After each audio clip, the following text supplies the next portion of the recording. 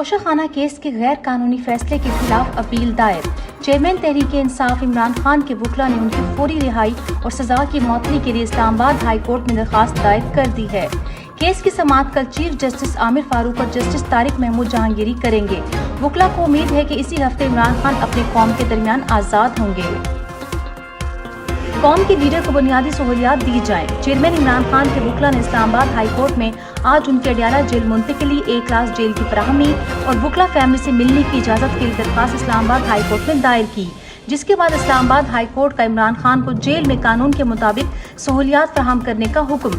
3 وکلاء کو جیل میں ملاقات کی اجازت۔ اٹک سے اڈیالہ جیل منتقلی کی درخواست پر اعتراضات ختم، کل سماعت ہوگی۔ توشہ خانہ دار اختیار کیس کا فیصلہ سپریم کورٹ میں چیلنج۔ چیف جسٹس اسلام آباد ہائی کورٹ نے جمعے کے روز توشہ خانہ دار اختیار کیس کا فیصلہ سناتے ہوئے واپس جج ہمایوں دلاور کو بھیج دیا تھا، جس نے بغیر دلائل سنے ٹرائل کا فیصلہ سنا دیا تھا۔ اس فیصلے کو سپریم کورٹ میں چیلنج کیا گیا۔ آج رجسٹرار سپریم کورٹ نے اس درخواست کو نمبر الاٹ کر دیا ہے۔ جلد سماعت متوقع۔ جسٹس عامر فاروق کے خلاف سپریم جوڈیشل کونسل میں شکایت درج۔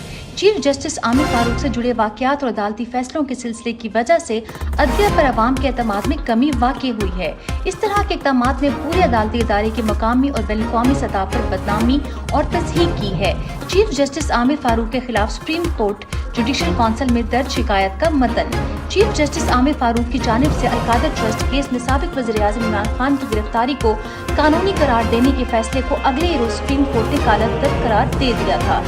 طے شدہ قانون کے مطابق غیر قانونی گرفتاری کے نتیجے میں ملک میں افراتفری اور تقسیم کا ماحول پیدا ہوا تھا۔ شکایت کا متن۔ عمران خان کے جسٹس عامر فاروق پر عدم اعتماد کا اظہار کر چکے ہیں۔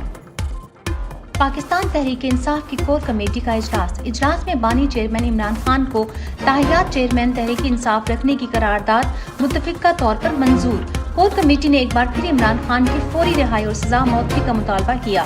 اگر انتخابات میں بلے کا نشان چھیننے کی کوشش ہوئی تو بھرپور قانونی مزاحمت کی جائے گی۔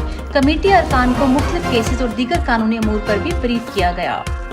اگر عمران خان کی سزا قائم رہی تو کوئی سیاستدان نہیں بچے گا۔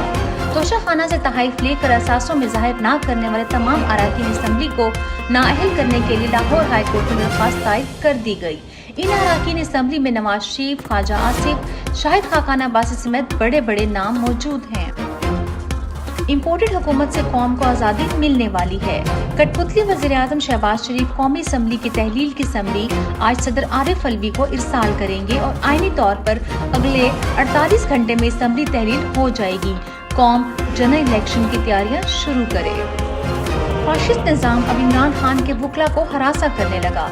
FIA نے اسلام آباد ہائی کورٹ کے چیف جسٹس کی اجازت سے عمران خان کے وکیل نعیم حیدر بنجوتھا کو بطور ملزم نوٹس جاری کر دیا، جس پر اسلام آباد ہائی کورٹ بار ایسوسی ایشن نے شدید الفاظ میں مذمت اور نوٹس فوری واپس لینے کا مطالبہ کیا ہے۔ چیئرمین PTI عمران خان کے ساتھ یکجہتی اور ان کی غیر قانونی گرفتاری کے خلاف اسلام آباد کے وکلاء کا پرامن احتجاج۔ وکلاء نے عمران خان کے حق میں فلک شگاف نعرے بازی کی اور اعلیٰ عدالتوں سے مطالبہ کیا کہ تعصب کی بنیاد پر اور فیئر ٹرائل دیے بغیر سنائے جانے والے فیصلے کو ریورس کیا جائے۔ مریم نواز کی ایک اور جعل سازی بے نقاب۔ مریم نواز نے اپنی کمظرفی کی خاندانی روایت قائم رکھتے ہوئے جھوٹ بولا کہ نواز شریف نے کبھی وزیر اعظم عمران خان سے سہولت نہیں مانگی تھی، مگر حقیقت میں نہ صرف نواز شریف بلکہ خود شہباز شریف باقاعدہ خط لکھ کر جیل سہولیات مانگتا تھا، جس کو عمران خان نے بغیر کوئی طنز کیے پورا کیا تھا۔ دنیا بھر میں عمران خان کی رہائی کے لیے احتجاج جاری۔ عمران خان نہ صرف پاکستانی قوم بلکہ دنیا کے سپر سٹار ہیں، جن کی رہائی کے لیے دنیا بھر میں پرامن مظاہرے ہو رہے ہیں۔ ساری دنیا جانتی ہے کہ عمران خان کو فاشسٹ حکومت نے انتقام کا نشانہ بنایا ہوا ہے۔ امریکہ کی غلامی میں قوم کا مستقبل تباہ۔ امپورٹڈ حکومت امریکی خوشنودی کے لیے قوم کا مستقبل تباہ کر رہی ہے۔ امریکی پابندیوں کے خوف سے ایران کے ساتھ گیس لائن پائپ کا منصوبہ ختم کر دیا۔ ایک طرف گیس میں کئی گنا اضافہ کر دیا ہے اور دوسری طرف امریکی خوف سے سستی گیس بھی نہیں خرید رہے۔ نااہل حکومت کی جاتے جاتے ایک اور صحافی پر نوازش۔ نااہل حکومت نے خورشید ندیم کو چیئرمین رحمت للعالمین اتھارٹی مقرر کر دیا۔ یہ شخص اپنے کالمز میں عمران خان کو کرنٹ لیڈر کہتے ہیں، جبکہ مسلم لیگ نون کو نواز شریف کے چاہنے والوں کی جماعت کہتے ہیں۔